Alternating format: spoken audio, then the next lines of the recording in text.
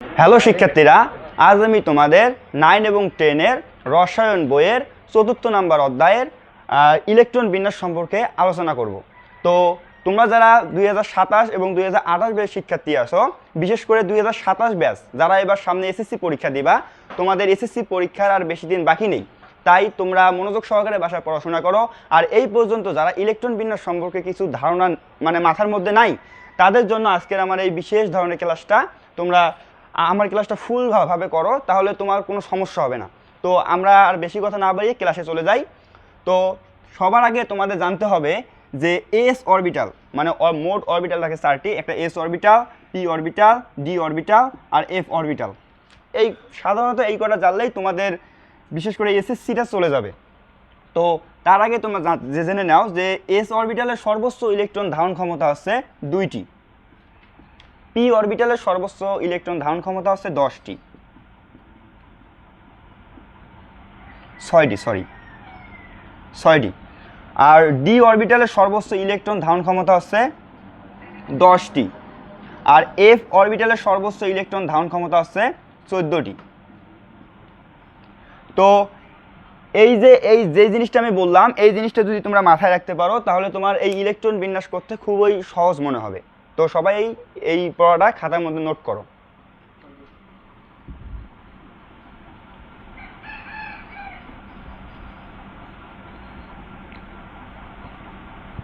দেখো, তোমরা যারা 2027 ব্যাচ শিক্ষার্থী আছো, তোমরা যারা সামনে এসএসসি পরীক্ষা দিবা, তোমাদের জন্য পর্যায় সারণীর 1 থেকে 30 নাম্বার পর্যন্ত মুখস্থ করা উচিত। কারণ এই 1 থেকে 30 পর্যন্ত পরীক্ষা সিকিউতে আসে, তোমাদের ওইখান থেকে সৃজনশীল তৈরি করা হয় আর ওখান থেকে এমসিকিউ আসে।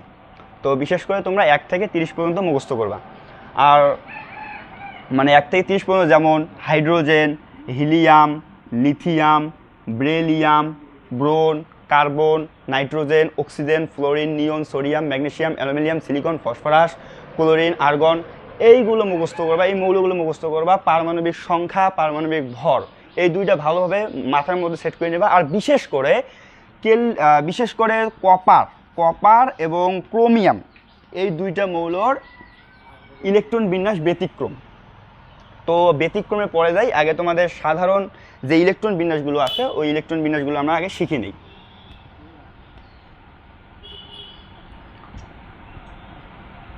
দেখো,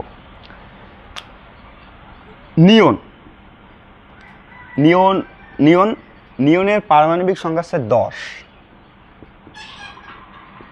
এখন 10, দেখো 1s অরবিটালে শুধু এস অরবিটালে হয়। তারপর 2s 2p, 2 অরবিটালে p পর্যন্ত হবে। আবার 3s 3p 3d, 3 অরবিটালে d পর্যন্ত হবে। আমাদের অত দূর পর্যন্ত লাগবে না, যে পর্যন্ত লাগবে আমরা ওই পর্যন্ত নেব। দেখো, আমরা জানি, একটু আগে শিখে আসছিলাম যে এস অরবিটালে 2টা ইলেকট্রন ধরে, তাহলে আমরা এর উপর স্কোয়ার দেব। তাহলে আবার 2s আছে, এর উপরেও আমরা স্কোয়ার দেব। আর পি অরবিটালে 6টা ইলেকট্রন ধরে, তাই আমরা এর উপর 6টা দিব। দেখো, 2, 4 আর 6 হচ্ছে 10। আমাদের নিয়নের ইলেকট্রন বিন্যাস হয়ে গেছে। আর এগুলো আমাদের লাগতেছে না, এইগুলোর উপর আমরা কী দেবো, 0 দিয়ে দেবো। আর পরীক্ষার খাতায় এগুলো এক্সট্রা না লিখলেই ভালো হয়। তোমরা যখন এগুলো ভালোভাবে শিখবা, তখন আর এগুলো তোমাদের দেওয়া অতটা বেশি ভালো হবে না।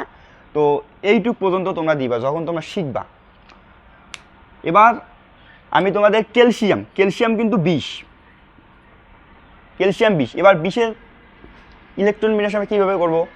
দেখো, 1s 2s 2p 3s 3p 3d 4s, এই পর্যন্ত আমি দিলাম। কেন দিলাম? দেখো, 1 শুধু এস অরবিটাল হয়, 2তে পি অরবিটাল পর্যন্ত হয়, 3তে ডি অরবিটাল পর্যন্ত হয়, আর 4 অরবিটালে কিন্তু এফ পর্যন্ত হয়। তো এখন দেখো যে এস অরবিটালের সর্বোচ্চ ইলেকট্রন ধারণ ক্ষমতা হচ্ছে 2টি, তাই 2 দেবো, স্কোয়ার দেবো। তার 2টি, পি এর সর্বোচ্চ ইলেকট্রন ধারণ ক্ষমতা হচ্ছে 6টি, আর 3s এর সর্বোচ্চ ইলেকট্রন ধারণ ক্ষমতা হচ্ছে 2টি, ps 6টি, আর d এর সর্বোচ্চ ইলেকট্রন ধারণ ক্ষমতা হচ্ছে 10টি। তো এটা আমরা একটু পরে দেব, আগে দেখি এখানে কয়টা ইলেকট্রন হয়েছে। দেখো 2 4 আর 6 10, 10 2 12, 12 6 16টা হয়েছে। এখন 16টা হয়েছে, এখন দেখো 16টা হয়েছে, এখন আমরা কি করব? 10 2 12, 12 6 18, 18টা হয়েছে, 18টা। আর এই যে এস অরবিটালে, আগে ডি অরবিটালে ইলেকট্রন যাবে না, মাইন্ড ইট, মনে রাখো যে ডি অরবিটালে প্রথমে ইলেকট্রন যায় না, প্রথমে এস অরবিটালে ইলেকট্রন যায়। কেন যায় আমরা একটু পরে আলোচনা করতেছি, যে ডি অরবিটালে ইলেকট্রন পরে যাবে আর এস অরবিটালে ইলেকট্রন আগে যাবে। তার এর মধ্যে আমি দেখো যে আমি তোমাদের বলবো যে 3D-তে ইলেকট্রন আগে প্রবেশ না করে 4s অরবিটালে ইলেকট্রন আগে প্রবেশ করে কেন? ভালোভাবে দেখো, আমরা জানি যে অরবিটালের n+l এর মান কম, সেই অরবিটালের শক্তি কম, সেই অরবিটালে ইলেকট্রন আগে প্রবেশ করে। আর যে অরবিটালে n+l এর মান বেশি, সেই অরবিটালে ইলেকট্রন আগে প্রবেশ, মানে পরে পরে প্রবেশ করে আর কি। দেখো যে l সমান সমান s, s এর ক্ষেত্রে হবে 0, p এর ক্ষেত্রে হবে 1, d এর ক্ষেত্রে হবে 2, আর f এর ক্ষেত্রে হবে 3। এইটা খুবই ইম্পর্টেন্ট একটা জিনিস, তোমরা সবাই এটা মুখস্থ করে নিও, তাহলে তোমাদের ইলেকট্রন বিন্যাস করতে অনেক সহজ মনে হবে। তো আমরা জেনে নেব যে এস এর ক্ষেত্রে হয় 0, পি এর ক্ষেত্রে হয় 1, ডি এর ক্ষেত্রে হয় 2, আর এফ এর ক্ষেত্রে হয় 3। তাহলে আমরা বলছিলাম যে অরবিটালে n+l এর মান কম, সেই অরবিটালের শক্তি কম, সেই অরবিটালে ইলেকট্রন আগে প্রবেশ করে। তাহলে আমরা একটু দেখি যে n+l, এখন দেখো যে আমাদের 3D অরবিটাল, তাহলে n এর মানটা কত? 3।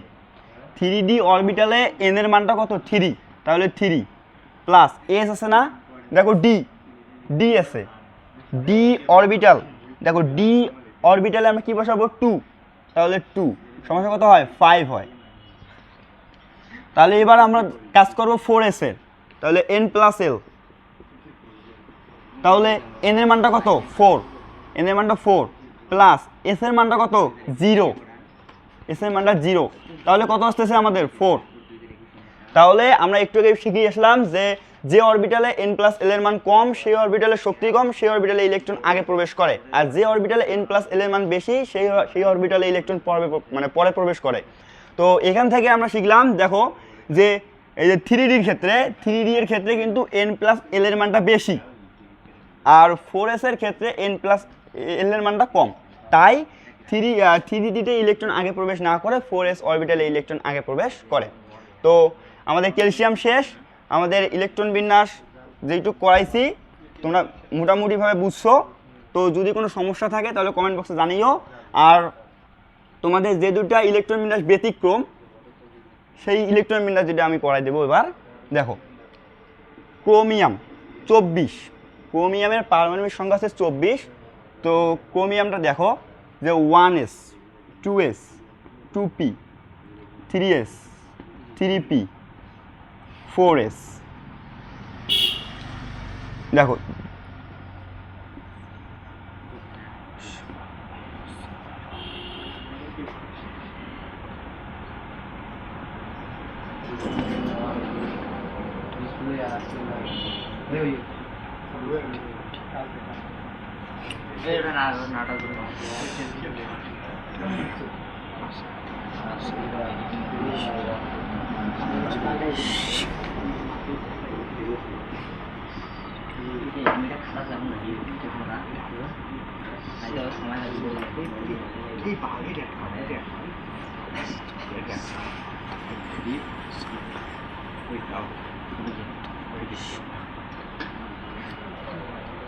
তো দেখো এইটা কিন্তু ক্রোমিয়ামের সাধারণ ইলেকট্রন বিন্যাস, আর এটা কিন্তু আমাদের ব্যতিক্রম ইলেকট্রন বিন্যাস। কি মানে কিভাবে হইলো দেখি। যে দেখো আমরা একটু আগে শিখছিলাম যে এস অরবিটালের সর্বোচ্চ ইলেকট্রন ধারণ ক্ষমতা হয় 2টি, আর পি অরবিটালের সর্বোচ্চ ইলেকট্রন ধারণ ক্ষমতা হয় 6টি, আর ডি অরবিটালের সর্বোচ্চ ইলেকট্রন ধারণ ক্ষমতা হয় 10টি। এখন দেখো এখানে আমি 4 দিছি কারণ ইলেকট্রন বিন্যাস মিলানোর জন্য। 2 4 10, 4 আর 6 10, 10 2 12, 12 6 18, 18 2 20, 20 6 24।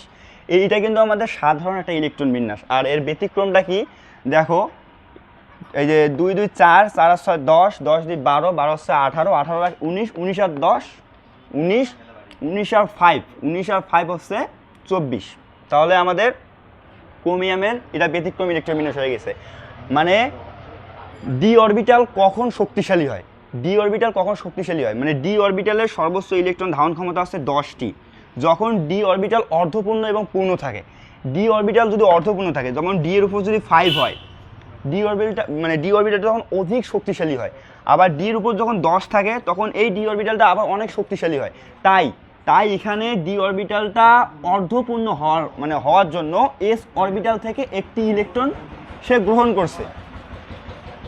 ডি অরবিটালটা অর্ধপূর্ণ হওয়ার জন্য এস অরবিটাল থেকে একটি ইলেকট্রন গ্রহণ করছে এবং ঋণাত্মক আধানে আহিত হয়েছে, আর এস অরবিটালটা একটি ইলেকট্রন ত্যাগ করে ধনাত্মক আয়নে আহিত হয়েছে। এই কারণে ক্রোমিয়ামের ইলেকট্রন বিন্যাসটা ব্যতিক্রম। আরও একটা ইলেকট্রন বিন্যাস ব্যতিক্রম আছে, সেটা হচ্ছে আমাদের কপারের পারমাণবিক সংখ্যা হচ্ছে 29।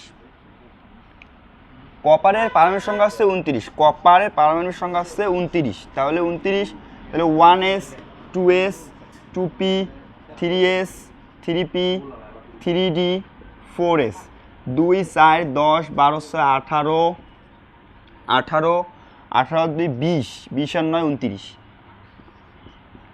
1s 2s 2p 3s 3p 3d 4s 2 4 10 12 12 18 18 18 1 19 19 আর 10 29। এখন এইটা কিন্তু কপারের সাধারণ ইলেকট্রন বিন্যাস, আর এটা হচ্ছে আমাদের ব্যতিক্রম ইলেকট্রন বিন্যাস। কিভাবে দেখো, এস অরবিটালের সর্বোচ্চ ইলেকট্রন ধারণ ক্ষমতা আছে 2টি, তাহলে 2, আবার 2 2 4 4 আর 6 10 10 আর 2 12 12 আর 18 18 আর 2 কত হয় 20 20 আর 9 29। এটা কিন্তু কপারের সাধারণ একটা ইলেকট্রন বিন্যাস। এর ব্যতিক্রম কোনটা দেখো, এর ব্যতিক্রম কি দেখো, 2 2 4 4 আর 6 10 10 আর 2 12 12 আর 6 কত হয় 12 6 18 18 1 19, আর ডি অরবিটালে একটি ইলেকট্রন যোগ হয়েছে 10, তার মানে কত হলো 29। কিভাবে হইলো দেখো, আমি একটু আগে বলছিলাম যে ডি অরবিটাল মানে যে কোনো অরবিটাল যদি মানে পূর্ণ এবং অর্ধপূর্ণ থাকে তাহলে সেই অরবিটালটি অধিক মানে শক্তিশালী হয়। কিভাবে দেখো, আমি যদি বলি যে তোমার হলো এফ অরবিটালের সর্বোচ্চ ইলেকট্রন ধারণ ক্ষমতা কয়টি 14টি, যদি এফ অরবিটালে যদি উপরে যদি 7 থাকে এবং এফ অরবিটালের উপরে যদি 14 থাকে, তাও কিন্তু আমাদের খুবই শক্তিশালী, কারণ অর্ধপূর্ণ আছে, কারণ কি আছে অর্ধপূর্ণ আছে। তাই বলতেছি যে ডি অরবিটালের 9টি ইলেকট্রন বিন্যাস, সাধারণ ইলেকট্রন বিন্যাসে কিন্তু ডি অরবিটালের উপর 9টি ইলেকট্রন আছে, আর ব্যতিক্রম ইলেকট্রন বিন্যাসে কিন্তু ডি অরবিটালের উপরে 10টি ইলেকট্রন আছে। কেন আসলো, কারণ এটা পূর্ণ হওয়ার জন্য। এইটা হচ্ছে অর্ধপূর্ণ, মানে ক্রোমিয়ামের ক্ষেত্রে হচ্ছে অর্ধপূর্ণ, আর কপারের ক্ষেত্রে হচ্ছে পূর্ণ। কারণ ডি অরবিটালটা অর্ধপূর্ণ এবং পূর্ণ থাকলে ডি অরবিটালটি অধিক শক্তিশালী হয়। তাই এস অরবিটাল থেকে একটি ইলেকট্রন গ্রহণ করে ঋণাত্মক আধানে আহিত হয়ে সে পূর্ণ হয়েছে, আর এস অরবিটালটা ঋণাত্মক আধানে আহিত হয়েছে, মানে সে একটি ইলেকট্রন কী করছে ত্যাগ করছে। তো এইটা ছিল আমাদের মানে এই যে 1 থেকে 30 পর্যন্ত যেগুলো মৌল আছে তার মধ্যে ক্রোমিয়াম এবং কপার দুইটা ইলেকট্রন বিন্যাস খুবই ব্যতিক্রম। এই দুইটা ইলেকট্রন বিন্যাস তোমরা ভালোভাবে মানে যেটা করাইছি এটা সুন্দরভাবে খাতার মধ্যে নোট করে বুঝো, যদি না বুঝো সেটাও বলিও কমেন্ট বক্সে। আর যে আগে আমি যে নিয়ন এবং ক্যালসিয়াম এই দুইটা যে আমি তোমাদের সুন্দরভাবে ইলেকট্রন বিন্যাসগুলো করাইছি, এই ইলেকট্রন বিন্যাসগুলো খাতার মধ্যে নোট করিও। আর যে বিষয়গুলো বলছি যে এই বিষয়গুলো মুখস্থ করিও, এই বিষয়গুলো ভালোভাবে মুখস্থ করিও, তাহলে ইনশাল্লাহ তোমাদের ইলেকট্রন বিন্যাসের কোনো ধরনের কোনো সমস্যা থাকবে না আমি আশা করি। তো তোমরা বাসার মধ্যে ভালোভাবে প্রিপারেশন নাও, আর সামনে তোমাদের এসএসসি এক্সামের জন্য প্রস্তুতি নাও, ঠিক আছে।